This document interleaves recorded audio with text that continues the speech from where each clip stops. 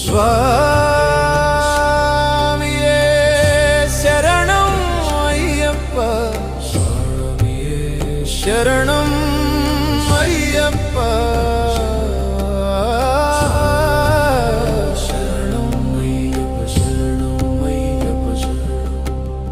शापबाणं वामहस्ते रौप्यवीत्रं च दक्षिणे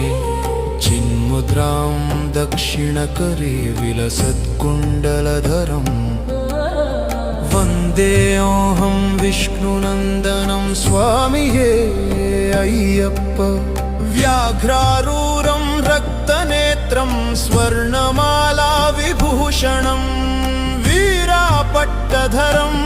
देवं वन्देऽहं शम्भुनन्दनं